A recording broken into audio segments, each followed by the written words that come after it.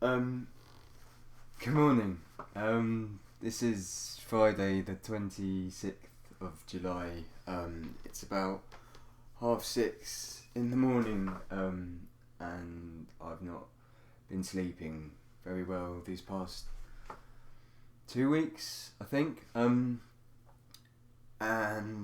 I don't really know how to say this. I've done a bit of research on what's been going on with my fortnight, and oh wow, okay, so it began last Monday, the Monday before last, and I was sleeping, and I woke up, and I couldn't move. It was you're lying in bed and you can't move any muscle in your body. My head, I could kind of turn like that, and my eyes. God, so I'm sorry. This is very early in the morning. So I'm lying in bed and can't move, and I start to worry as you would when you're lying in bed and you can't move. So I tried to scream. I live with about 5 other housemates who were good friends. If they heard me screaming, I thought, come and help. Something's obviously a bit wrong. What did I do last night? Don't remember. But I can't scream. I can't open my mouth. I'm finding it hard to breathe at this moment. But as I said, my eyes can move, and so my bed is behind where I've put the camera now. I do apologise for the quality. I don't know why I'm apologising for the quality, but I don't have a great camera. I'm not a filmmaker. So the bed is behind where the camera is now, and this is the door to my room, and this is my office chair, and it was in this position, and I see behind the chair like a figure, and I live in East London, so if you see someone crept into your room at night, you really start to worry. Also, your body, you can't move. But there was something that it was quite obvious straight away that this wasn't like an intruder, like a burglar, whatever. There was something weird because he was crouched, and I say he, I didn't see the face, but crouched behind my chair, and I'll probably take the camera and give you a bit of a closer tour. I just want to get this first story out of the way. So he's crouched behind the chair, and I'm turning my head as much as I can and looking at him and trying to scream and trying to move my arms, and what I can see coming out behind the chair is he's covered in black. Okay, just all black, like blacker than black, kind of like an all-in-one morph suit kind of thing, and a big hat. He's wearing this big hat, and I see him crouched behind, and I've got my bin there, and to me it looks like he's rooting through my bin, and you're thinking, why are you rooting through my bin? But I'm not sure if that was his MO. So I think I don't know. I'm struggling a bit, and I can feel some power coming into my left arm, and I move it, and I don't know if this is what causes him to turn around, but he does. So he's behind my chair, and something draws his attention towards me, and he turns, and I mean there's no face. There's no face. It's just it's as black as the rest of the hat and the suit, and he turns and he gets up and it's rising behind my chair, and I've been in some situations in my life, but I've never felt fear like that, and he gets up. And it's like he's looking at me. There's no it's like a fuzz around the face more than anything. Not just black. It's like constant movement. Okay. Sorry if that just made problems with focus. It's like badly focused, and so he stood there and he's looking, and he opens my door, and he walks out, and he closes the door behind him, and I'm lying there, and I still can't move. Sorry. Right. Sorry.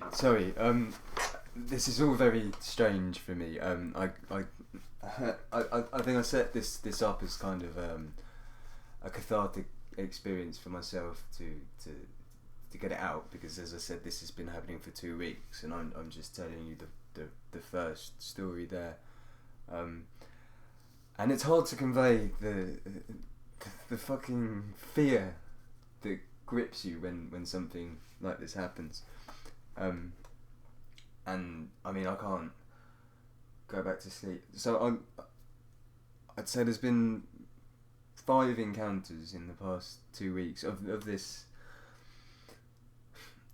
and I've been looking on the internet about it as well, and I've never been into paranormal things, but the name is Hatman that I've found, and so I've lost my train of thought.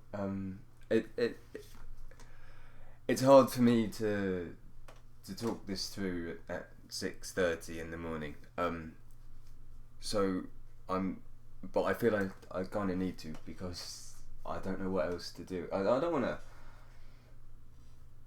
When something like this happens, you don't want to have to go and see a doctor,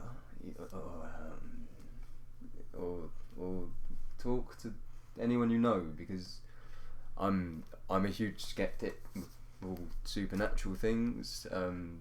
What initially interested me about this, okay, after the first incident that happened, and so it ended with him walking out, and me laying there, and then kind of blacking out after maybe 5 minutes, and then waking up, and and it's later on, and it stuck with me. It stuck with me in my head, and I've heard people talk about sleep paralysis before, so I wanted to do a bit of research on it. So I did.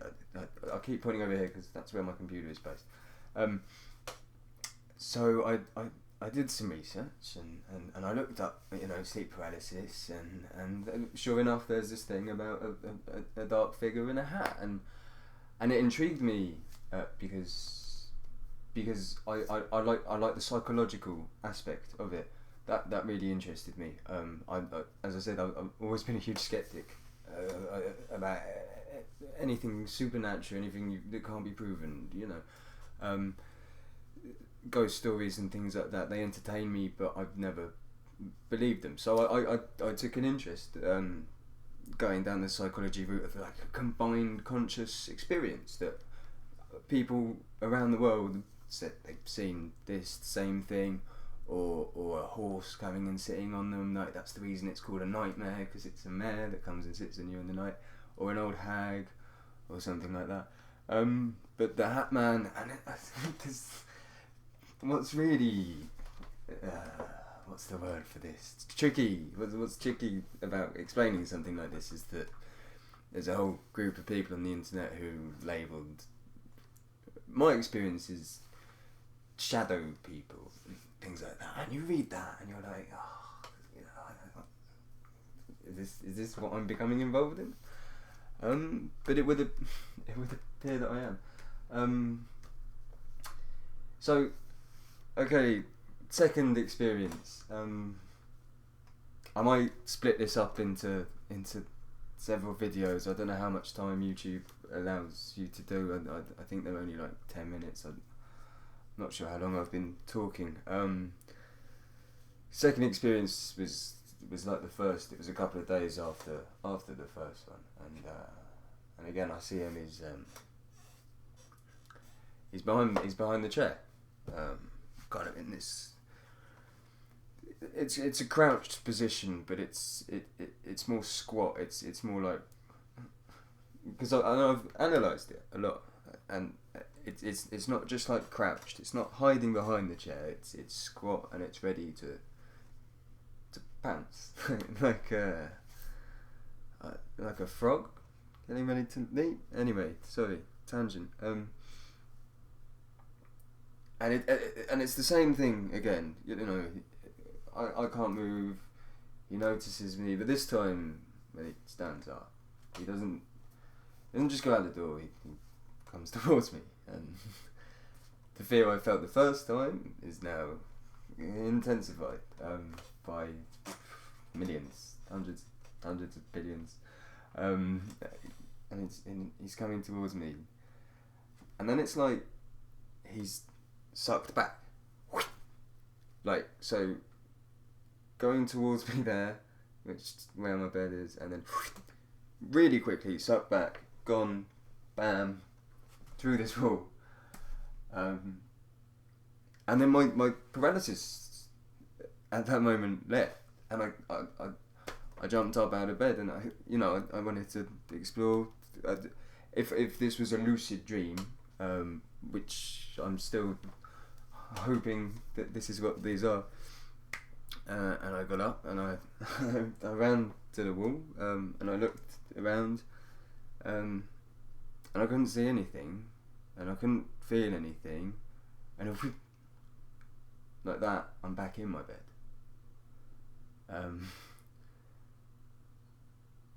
So I'm not sure which part was the dream, because I get up and it's as real. You know when you're in a dream and you think it's real, then you wake up and you're like, well, how could that have been? This was real. I got up. I went to this wall. Less than a second later, I'm back in bed, lying down. And the paralysis is there again, and I can't move. And I see the door. I think I've got the door in. It kind of slowly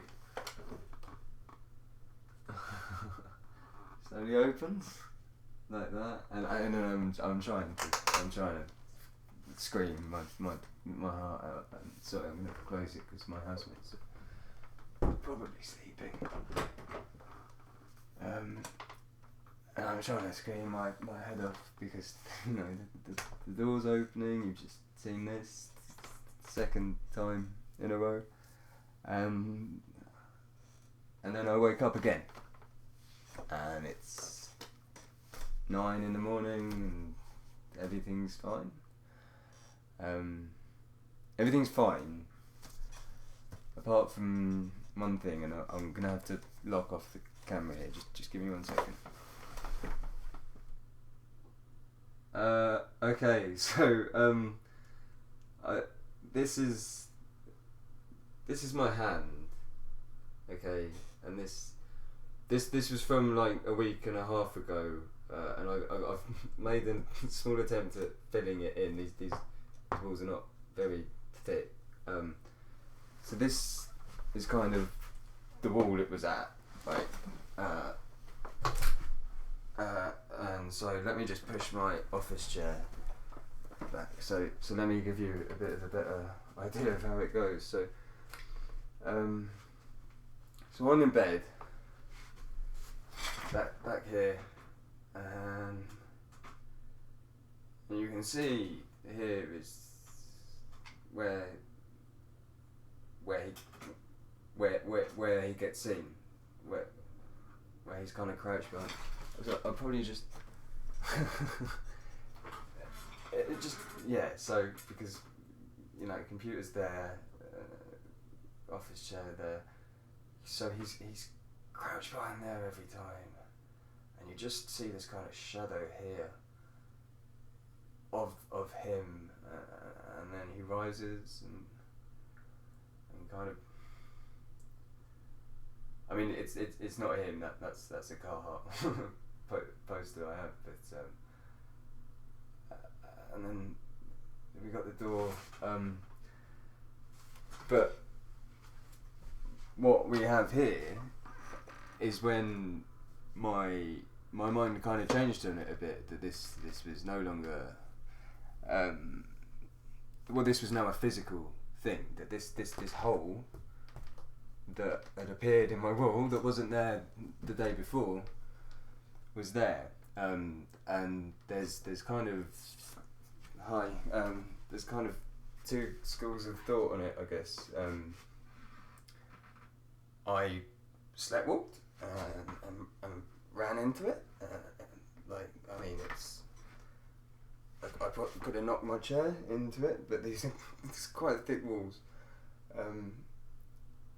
Or something else caused this.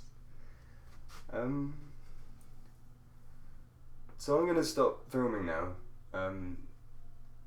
But okay, and I'm gonna cut this up a bit. I've got rudimentary editing programs on my computer, and then I'll tell you a bit more another time. Because I feel this is something that needs to be shared. Okay, alright.